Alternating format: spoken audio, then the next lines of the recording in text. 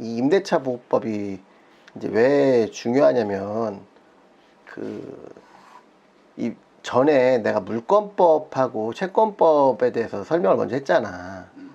기억이 어디까지 나나 모르겠는데 이 물권법이 이 물권법의 종류에 대해서 얘기를 할 때 이 전세권을 얘기를 했었다고.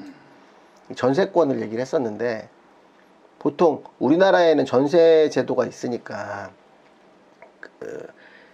뭐 이게 전세 제도가 뭔지는 알잖아. 집주인은 집을 빌려주고 임차인은 돈을 빌려주고 서로 이렇게 이해관계가 맞아서 되는 건데 예전서부터 전세를 빌려주면 그 집주인들이 그 돈을 뭐 은행에다 넣어놓는 게 아니고 항상 다른 투자에 사용을 하고 아니면 뭐 갭 투자라든지 이런 거에 이용을 해서 레버리지로 이용을 하다 보니까 이 임차인들의 그 지위가 돈을 빌려준 임차인들의 지위가 너무 불안해진다는 거지.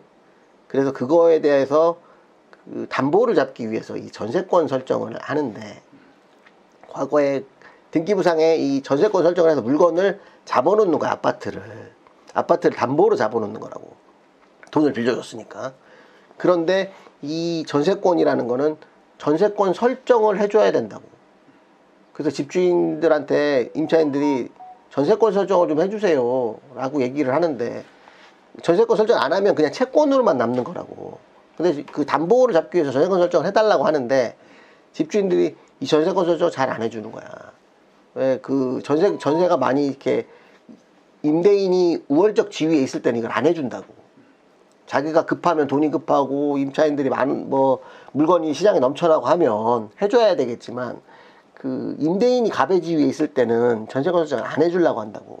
그러다 보면 이 집주인들이 뭐 자기가 뭐 사업을 하다가 망했다든지 뭐 문제가 생겼을 때 임차인들한테 돈을 못 돌려주고 그러면 임차인들은 그 물건이라도 잡아가지고 이거를 자기 돈을 회수를 해야 되는데 이 회수가 안 되고 이렇게 하다 보니까 피해자들이 막 생겨나는 거야. 그래서 나라에서 이거 임차인들을 사회적 약자이기 때문에 보호를 해줘야 되겠다. 그런 취지로 나온 게 이제 임대차 보호법이라고. 그러면 이거는 기본적으로 문제가 생겼을 때를 위해서 남겨놓는 거잖아. 그러면 문제가 생겼다는 게 무슨 문제겠어? 이 건물이 넘어간다고. 건물이 넘어간다는 건 결국엔 경매로 진행이 되는 거고, 그 결론적으로 그렇잖아. 그러면 그 경매까지 넘어갔었을 때 이 임차인들을 보호해줘야 되는 뭔가 조항이 필요하다는 거야. 그래서 이 임대차 보호법이 있는 거고 그 기본 개념을 알고 있어야 왜 이게 이런 식으로 구조가 짜여지는지를 알 수 있다고. 그래서 임대차 보호법은 기본적으로 가장 먼저 알아야 될 게 이제 대항력이야, 대항력.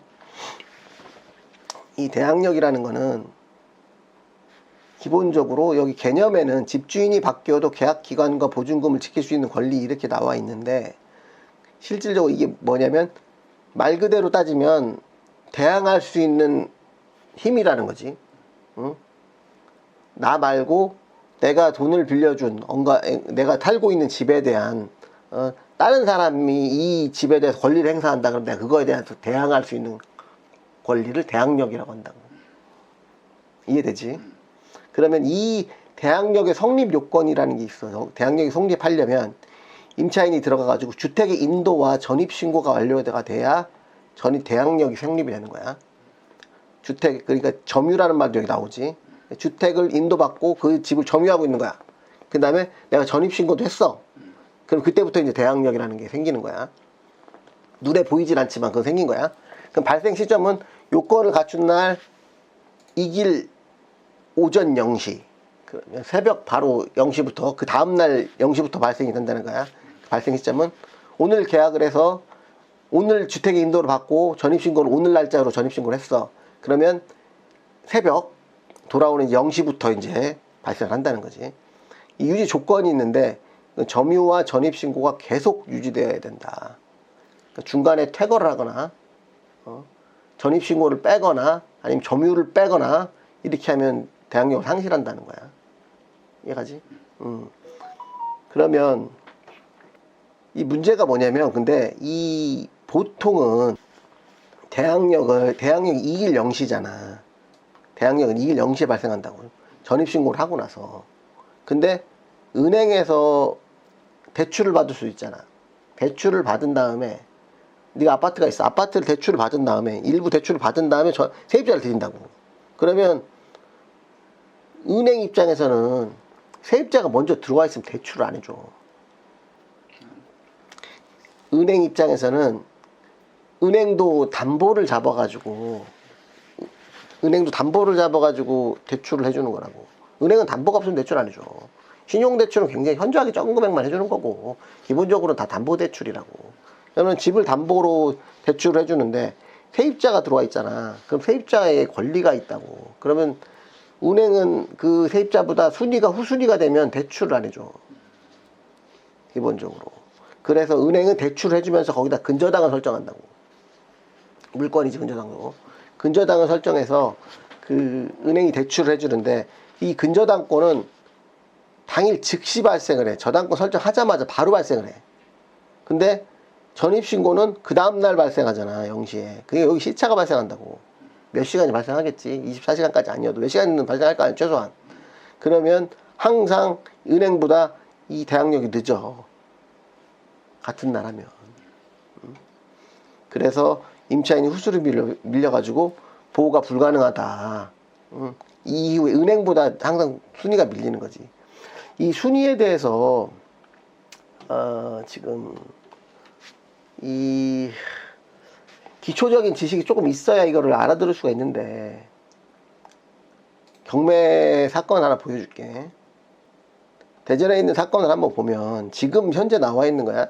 2026년 5월 달에 다 진행하는 것들이라고. 5월 12일이면 오늘 진행하는 사건이네. 이 임차인이 있는 사건이면 더 좋겠는데 임차인이 있는 사건은 아닌 것 같고. 임차인 여기 있네. 여기 임차인 있다. 이 보면 여기 중구에 이제 여기 하늘아파트라고 돼 있잖아. 그러면 여기 등기부는 이제 자세히 안 볼게. 여기 다 나오니까. 임차인이 이 사람이 있어 지금. 그러면 이 전입일자, 확정일자, 배당 요구 이렇게 나와 있다고. 보증금 얼마고 여기 대항력이란 말 나오잖아. 그래서 이게 대항력이 있다 없다가 되게 중요한 거라고. 대항력이 있다는 얘기는 무슨 얘기야? 이게 딴 사람이 낙찰을 받아가지고 소유권이 변경이 돼도 그 변경된 사람한테 대항할 수가 있다는 거야. 대항할 수 있다는 거는 굉장히 큰 힘이거든. 대항력이 발생하려면 이 주택의 인도와 전입신고가 되어야 된다고 얘기를 했고, 여기 설명하다 말았지. 전입신고와 은행 대출이 있잖아. 그럼 이 순위가 보통은 우리가 물건하고 채권을 배웠지. 그러면 채권하고 물건은 무조건 물건이 앞서는 거야. 채권이 아무리 시기적으로 빨라도. 항상 이 순위를 갈 때는 시기가 중요한데 누가 먼저냐, 누가 먼저 했냐가 중요한데 물건하고 채권하고 다투면 무조건 물건이 위로 가. 이해되지? 그러니까 그 저 배당 순위에서 무조건 앞서기 때문에 돈이 모자랐을 때는 채권을 못 받는다고. 일단 그게 중요한 거야. 경매 사건에서 내 배당 순위가 몇 위에 가냐, 어느 위치에 서 있냐가 굉장히 중요한 부분인데 내 돈을 지키기 위해서는 이게 무조건 물건이 위로 가기 때문에 이 임대차가 항상 근저당권에다 밀린단 말이야. 그래서 이 임대차 보호법에서 뭐를 하냐면 이 확정일자라는 걸 하는 거야. 이 확정일자라는 게 있어. 그러면 그 임차인이 전세권 설정을 해주면 전세권도 물건이야. 그래서 그 임차인들이 죽어라 전세권 설정을 해달라는 이유가 물건을 확보하기 위해서 집주인한테 전세권 설정을 해달라고 하는 건데 집주인이 이걸 안 해준단 말이지. 그러면은 계속 임차인이 불리하니까 나라에서 그럼 전세권 설정을 안 받아도 네 채권을 물건화를 시켜줄게 라는 개념이야. 그래서 이 확정일자라는 게 나오는 거야. 이게 뭐냐? 법원이나 주민센터에서 계약서가 존재함을 증명하는 날짜라고 돼 있잖아. 응? 그러니까 이게 쉽게 얘기하면 뭐냐면 계약을 해. 임대인하고 계약을 해. 집주인하고 계약을 해. 그 임차인 입장에서는 그 계약서 가지고 주민센터에 방문하는 거야. 확정일자 받으러 왔는데요. 그러면 거기서 도장을 찍어주고 계약서에다 도장을 찍어주고 확정일자라는 도장을 찍어주고 그 등록을 해. 자기들이. 그러면 그걸로 그 임차권이 물건이 생겨. 이해돼? 그게 물건이 생긴다고. 그래서 이게 채권의 물건화라고 얘기를 하는데 이 실질적인 건 채권이지만 이 경매에 넘어갔을 때 이 물건하고 같이 다툴 수 있는 힘이 생기는 거야. 그럼 근저당하고도 싸울 수 있고 전세권하고도 싸울 수 있고 그때부터는 또 같은 지위에서 날짜가 앞선 사람이 앞서는 거야. 그래서 이게 굉장히 중요하다고, 확정일자가.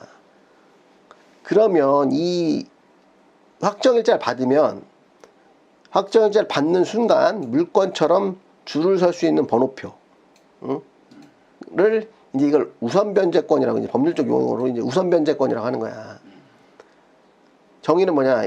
임차주택이 경매 공매될 때 낙찰대금에서 후순위 권리자보다 먼저 보증금을 변제받을 권리. 후순위는 뭐야? 나보다 순위가 늦은 권리자보다 보증금을 먼저 받을 수 있는 권리라는 거야. 이게 뭐 이것만 읽어보면 당연한 것 같죠. 물권하고 채권의 개념을 모르면 당연하게 보이는데, 물권하고 채권의 개념을 알면 채권은 그냥 앞서 있어도 뒤로 밀린다니까. 그러다 보니까 이게 우선변제권이라는 게 물권화가 됐기 때문에 이제 후순위보다 내가 무조건 먼저 받는 거야. 확정일자를 받으면 이 우선변제권이 생긴다. 법적 성격은 채권의 물권화, 확정일자를 통해 물권과 순위 경쟁이 가능하다. 이제 이해되지? 이거 요건은 뭐냐면 일단 대항요건을 갖춰야 돼. 대항요건. 아까 얘기했지? 주택의 인도와 전입신고. 효력 발생 시점은 다음날 0시. 그 다음에 확정일자를 받아야 돼. 계약서에 도장받는 행위. 주민센터 가가지고 이거를 2개를 하면 이제 그때 우선 변제권이 생기는 거야. 이 2가지를 다 갖췄을 때. 그러니까 이게 어떤 건 빠르고 어떤 건 늦을 수 있겠지. 이게 2개 다 동시에 갖춰졌을 때 생기는 거야. 우선 변제권은. 그러니까 기본적으로 임차인은 계약을 하자마자 확정일자를 받아야 돼. 계약서를 들고 가가지고. 근데 전입신고는 이제 이사 갈 때 하더라도 빨리 최대한 빨리 받는 게 중요한 거야. 그래서 이제 나중에 이제 배당 요구를 했을 때 이제 여기서 후순위 권리자보다 먼저 보증금을 변제받는다. 이런 내용이 있고, 그러면 이분 아까 전에 이거 한번 경매 사건 한번 보자고. 경매 사건 보면 이 지금 여기가 감정평가가 2억 9,600이잖아. 이 감정가가 지금 이 아파트가 지금 31평형 아파트인데 2억 9,600 감정이 됐어. 근데 얘가 지금 5월 12일날 처음 시작을 하는데 이 사람이 지금 여기 전입일자가 2010년이고 이 채권자가 누구냐 한번 보자고. 채권자는 원세로 주식회사. 주식회사가 여기가 지금 채권자란 말이야. 그러면은 이 사람이 지금 뭐가 있냐, 채권이. 보면은 어떤 채권을 가지고 지금 했냐면 여기 그 등기부 현황 보면 이거 날짜대로, 이거는 아까 전에 등기부 등본을 보면 소유권 따로 저당권 따로 막 이렇게 돼 있잖아. 그러니까 날짜대로 정리가 안 돼 있잖아. 그러니까 좀 보기가 나빠. 근데 이게 유료 사이트를 보면 이걸 날짜대로 정리를 쭉 해놓는 거야. 갑구, 을구, 갑구 이렇게 돼 있잖아. 무슨 말인지 알겠지? 근데 을구도 이 날짜에 맞게끔 이거를 이게 넣어주는 거야. 그러면은 소유권 이전이 됐는데 이 사람 소유인데 근저당이 먼저 들어왔잖아. 근저당이 3억이 먼저 들어왔잖아. 지금 이 사람이 근저당이 여기 들어와 있고, 그럼 이 날짜가 중요해. 2021년 4월 달에 근저당 채권 최고액 3억을 해서 돈을 빌려줬다고. 그러면 이 임차인은 어떻게 돼? 전입일자는 2010년이고 확정일자는 2005년에 받았잖아. 그러면 이 대항력이 언제 생겼겠어? 이때? 아니지. 대항력은 뭐냐면, 전입하고 확정하고 같이 해야 되니까. 잘 봐봐. 이제 그 개념을 잘 이해를 해야 돼. 헷갈릴 수 있거든. 대항력은 인도와 전입신고야. 그럼 대항력은 이때 생긴 거라고. 우선 변제권은 언제 생겼어? 21일 날 아니? 이때? 확정일자 이때 받았으니까. 우선 변제권은 다시 대학 요건과 확정일자가 동시에 돼 있을 때가 우선 변제권이 생기는 거야. 다시 봐봐. 언제 생겼어 우선 변제권? 그러면 27일 날. 그렇지. 2010년도 12월 27일 날 이때 생긴 거지. 전입 신고를 하면서. 그러면 정확하게는 언제 생긴 거야? 정확하게 0시지. 28일 0시에 생긴 거지. 이게 정확하게 알아야 돼 이거를. 이거를 그냥 얼렁뚱땅 대충 하면 안 된다고. 대충 하면 안 돼. 대충 하는 게 문제가 되는 거야. 항상 대충 하니까 문제가 생기는 거야. 이게 확정일자는 이때 받았지만 이 전입을 이때 했잖아. 근데 이 사람이 지금 봐봐. 확정일자를 이때 받았는데 왜 전입을 이때 했을까? 좀 이상하긴 하지. 아마 그 전부터 살았겠지. 내가 예상하기에는 2005년도에 확정일자를 받았다는 얘기는 살았겠지. 그러니까 확정일자를 받았겠지. 근데 왜 전입신고만 늦게 한 거야? 전입신고만. 뭐 다른 데 이사를 갔다 왔든지 전출을 했다가 다시 이쪽으로 이사를 왔든지 뭔가 자기 편의에 의해서 뺐겠지. 이렇게 이게 굉장히 어떻게 보면은 위험한 행동을 한 거지. 만약에 2005년과 2010년 사이에 집주인이 돈을 빌렸다. 그러면 이 사람은 우선 변제권이 없어져 버려. 사라진다고 대항력이. 우선 변제권 없어져 버려. 지금 이 사람이 다행히 이 집주인이 2021년도에 근저당을 설정했으니까 여기보다 빠른 거지. 이 사람이 지금 임차인들이 이런 법을 잘 모르잖아. 근데 이 사이에 돈을 빌려버렸잖아. 그러면 이 사람이 골 때린다고. 권리가 사라진단 말이야. 그래서 이런 식으로 지금 되어 있다 보니까 이 근저당보다 앞서 있잖아. 대항력이. 대항력은 2010년도 12월 27일 날 생겼으니까. 그래서 이 대항력이 있다고 나오는 거고, 누가 낙찰을 받아도 나는 1억 5천 받기 전까지 나는 집 못 비워줘라고 할 수 있는 권리가 있는 거야. 응? 대항력이 있다고 배당을 받는 건 아니야. 대항력, 그건 우선 변제권에 의해서 받는 거야. 이게 조금 어려울 수 있는데, 지금은 이해가 가는 것 같아도 이게 조금 어려울 수 있는 게, 우선 변제권과 대항력은 다르다. 대항력은 내가 내 집에 지금 점유를 하고 있었을 때 어떤 소유권이 바뀌어도 내 집을 비우라고 못하는, 내가 내 집에 그냥 살 수 있는, 내 보증금 다 받기 전까지는 나 못 나가 라고 할 수 있는 권리가 대항력이고, 우선 변제권은 후순위 권리자보다 먼저 배당받을 수 있는 권리야. 보증금을 변제받을 수 있는 권리. 그러니까 그거는 우선 변제권이라는 건 법원에서 경매에 참여해서 내가 돈을 먼저 받을 수 있는 권리고, 대항력은 집을 안 비워줄 수 있는 권리라고. 엄연히 다른 거야. 그래서 이게 이런 식으로 진행이 되면 대항력이 지금 여기 있는 것처럼, 대항력이 만약에 이 사람이 진짜 있다. 이게 물론 여기서 있다고 해서 유료 경매 사이트에서 있다고 해서 무조건 있는 건 아니야. 이 사실관계가 맞아야 돼. 여기는 이제 우리가 이 사실관계까지 따져볼 건 아니니까 이걸 그냥 맞다고 해서 보자고. 오늘 10시부터 이제 이게 대전 법원에서 이걸 진행을 하거든. 지금 하고 있어. 이제 진행을 해. 2억 9,600에 감정평가가 됐어. 그럼 처음에 2억 9,600에 이제 최저가에서 이게 경매를 시작하거든. 누군가 낙찰을 받았다고 해봐. 2억 9,600에. 이 사람이 지금 1억 5천에 대항력이 있잖아. 그럼 2억 9,600에 집을 사고도 이 사람은 안 나간다고. 자기도 물어주기 전까지는. 그러면 2억 9,600에 못 사겠지. 그럼 이게 당연히 유찰되겠지. 근데 이제 요거는 조금 더 이제 그건 여기까지 얘기고, 이 사람이 실질적으로 배당 요구를 했어. 2026년 2월 달에 이 사람은 배당 요구를 했어. 근데 근저당보다 날짜가 앞서, 그러니까 우선 변제권에 의해서 얘보다 먼저 배당받는다고. 이 임차인이. 우선 변제권이 이때 생겼잖아. 근저당보다 앞서잖아. 그러니까 어차피 이 사람은 만약에 배당 요구를 만약에 이 사람이 배당 요구를 안 했다. 그럼 난 배당 안 받고 그냥 그 집에서 버틸 수가 있어. 내 돈, 새로운 소유자가 내 돈 물어주기 전까지. 근데 이 사람은 지금 배당 요구를 했잖아. 배당 받고 나 나갈래. 그렇게 입장 표명을 한 거야. 나 대항력 행사 안 하고 돈만 좀 나갈게. 그러니까 낙찰 받아도 되겠지. 금액만 맞으면. 왜냐면 낙찰 금액 안에서 이 사람 배당 받고 나가겠다고 했으니까. 이제 이제 이걸 해석하자면 이제 그렇게까지 진행이 되는 거야. 이거를 보통은 공인중개사들 공부를 한다든가 부동산 공부를 하잖아. 그러면 이 경매를 직접적으로 이렇게 사례를 들면서 이 우선변제권 설명을 하지 않기 때문에 이해가 잘 안 가. 개념이 어렵고. 근데 나는 이 사례를 다 들면서 지금 얘기를 해주는 거야. 응? 이해됐지? 그럼 여기까지 이제 우선변제권에 대해서 설명을 했고, 이 최우선 변제권이라는 게 있어.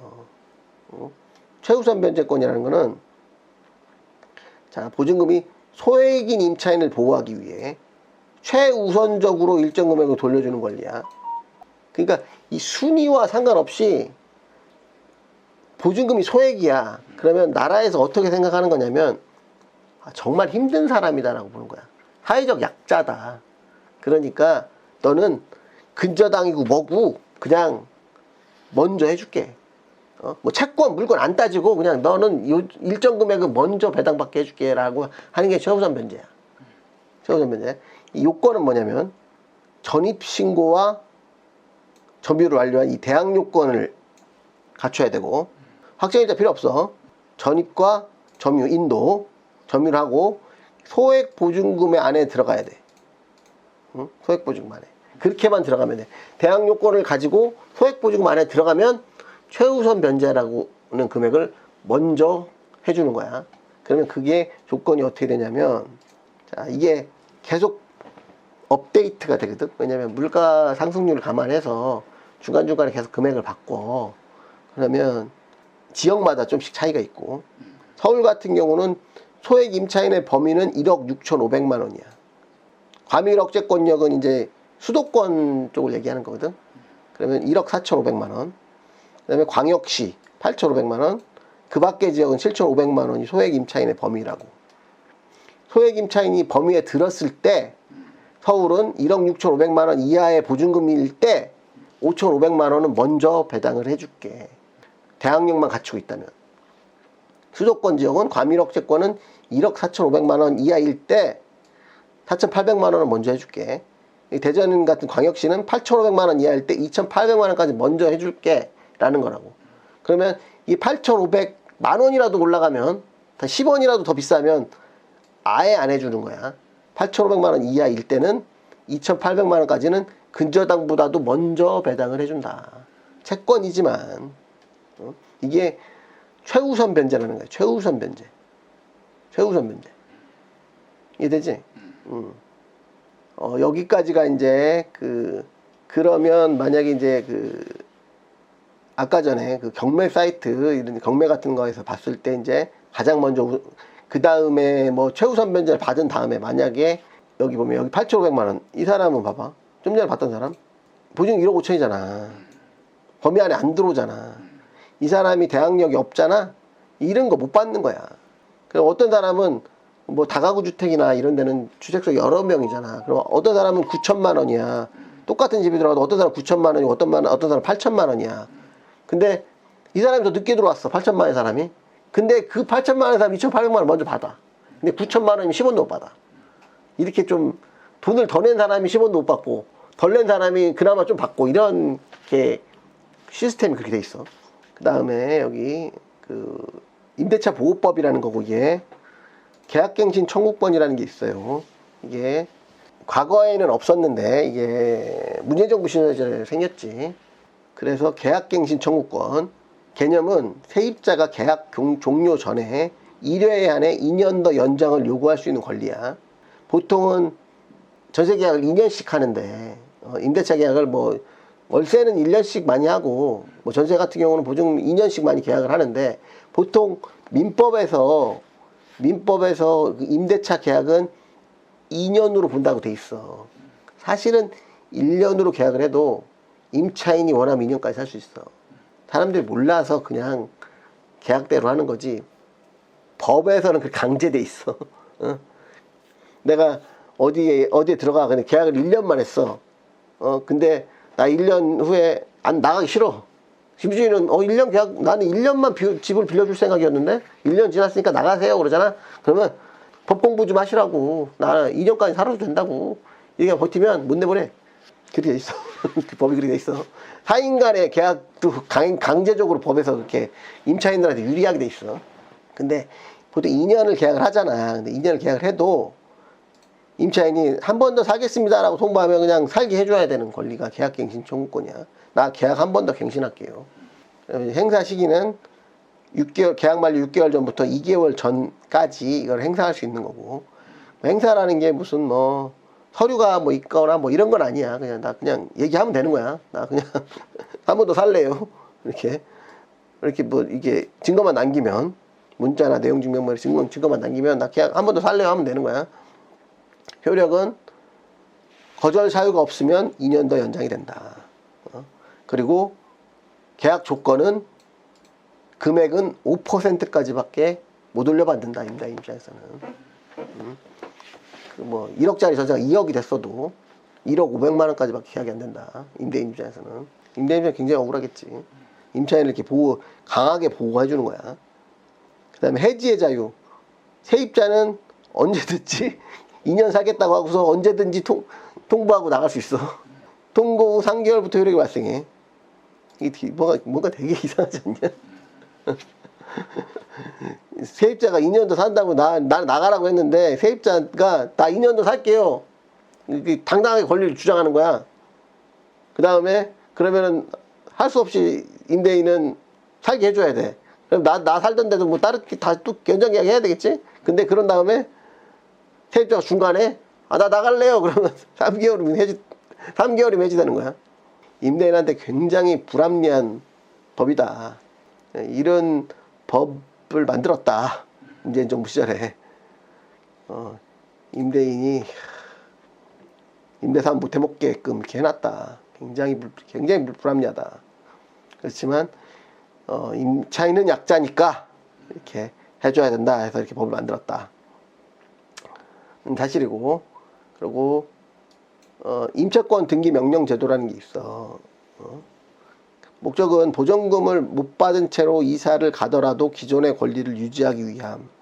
아까 전에 그 대항력을 유지하려면 주택의 점유와 전입신고를 유지를 해야 된다고 했잖아. 그러면 대항력이 있어야 내가 뭐 최우선 변제도 받고 경매됐을 때 우선 변제도 받고, 그런데 집주인이 전세금을 안 돌려줘. 그래서 그 집은 경매 중이야. 근데 나는 이사 가야 돼. 그러면은 문제가 있잖아. 그러니까 이 전입신고를 빼도 권리가 사라지지 않게 이런 임차권 등기 명령 제도라는 게 있어. 그러면 이것도 등기부상에 올라가는 거거든. 이거를 법원에다가 이걸 신청을 하면 이게 임차권 등기가 찍혀. 등기부 등본에.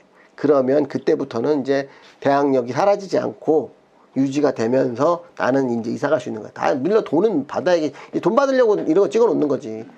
무슨 얘기인지 알겠지. 그래서 이렇게 진행이 되는 게 임대차 보호법이다. 임대차 보호법을 이제 여기까지 얘기를 들었으면 이제 조금 더 예를 들어서 한번 보자고. 아파트에는 이런 우리가 이제 아파트에는 임차인 한 명뿐이 없잖아. 어떤 다가구에는 임차인들이 굉장히 많다고. 다가구주택 임차인이 굉장히 많은데 한번 봐보자고. 이것도 오늘 입찰이네. 용문동에 있는 이제 이런 건물, 다가구 건물이 있다고. 다가구주택이 있어. 그러면 보통 이렇게 임차인들이 굉장히 많아. 굉장히 많다고. 그러면 여기에 대항력이 전부 다 없어. 전부 다 없다고 이렇게. 그러면 이 금액들이 전부 다 다르잖아. 누구는 보증금 뭐 7천에 20에서 하는 사람도 있고 1억 2천에서 하는 사람도 있고 6천에서 하는 사람도 있고 이 다 다르다고. 그러면 아까 전에 최우선 변제를 따지면 이 사람은 최우선 변제가 되겠지? 이 사람은 안 되겠지? 1억 2천은 안 되겠지? 6천은 최우선 변제가 되겠지? 근데 뭐 이 사람도 안 되겠지? 근데 이것도 그 8,500 기준으로 무조건 보면 안 되고, 이 근저당권 설정이 언제 됐냐, 그 근저당권 설정이 된 시기를 봐야지 돼. 언제 근저당권 설정이 됐냐라는 걸 봐서 그때 기준, 법의 기준으로 맞춰서 하는 거거든. 그거는 왜 그러냐면 은행도 보호를 해야 되기 때문에 그런 거야. 은행이 지금 근저당 2009년도에 지금 근저당을 설정을 했잖아. 그러면 얘네들도 이때 당시에 최우선 변제가 있었을 거고 있었을 거 아니야. 그거에 맞춰서 돈을 빌려줬다고. 근데 얘네는 이때 법에 맞춰서 돈을 빌려줬는데 이 최우선 변제를 지금 기준에 맞춰서 하면 얘네들은 말이 안 되잖아. 그러니까 이 최고 앞선 근저당 이 기준에 맞춰서 이때에 맞춰서 최우선 변제가 소액 임차인의 범위는 얼마고 최우선 변제가 얼마인지 그거를 따져봐야 돼. 사실은 이해가 돼? 임대차보호법 여기 보면 여기 나오거든. 그러면 2009년도면 이때라고 이때 2008년 이때잖아. 계속 변하거든. 그럼 광역시 대전에 얼마냐면 5천만 원 이하 1,700만 원까지야.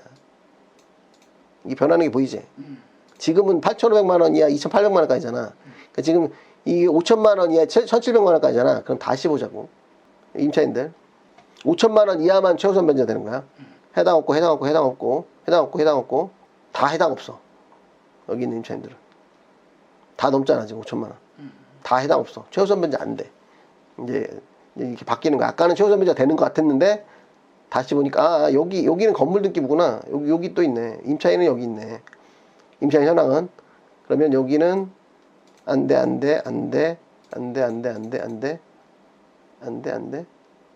없네. 5천만 원 이하의 전세 보증금이 없네. 그러니까 여기 보면 대항력도 없고 최우선 변제도 안 되고 이 임차인들 참 문제가 있겠지. 문제가 생긴 거지. 그럼 여기 근데 거의 다 LH네. 다 LH 들어갔네. 토지주택공사가 다 임차인이야. 이거는 뭐 이런 식으로 지금 되는 거고 배당을 보면 실제로 지금 현재 감정가로 현재 최저가로 여기 자동으로 찍혀 있는 건데 이걸로 적용을 해서 배당을 보면 여기 보면 예상 배당액 있잖아. 여기 순위배로 날짜대로 맞춰가지고 위에 사람들은 배당을 받잖아. 지금 날짜가 앞선 사람들은 다 배당을 받아가지고 나간다고. 이 뒤에 있는 사람들은 배당을 못 받잖아. 미배당 금액이 나온다고. 못 받는 금액들이 생긴다고. 그러면 이 사람은 이제 피해자들이 생기는 거야. 이제 낙찰 금액이 낮아지면. 이런 것 때문에 내 권리를 어떻게든 위로 앞선 권리가 있었을 때 이런 권리가 보장이 됐었을 때만 임차 계약을 해야겠지. 이런 부분 때문에 임대차 보호법이 굉장히 중요하다. 이런 제도들을 다 알고 있어야 된다. 일단 오늘 임대차보호법, 주택임대차보호법은 좀 여기까지 하고 잠깐만 쉬었다가 상가임대차보호법 보자고.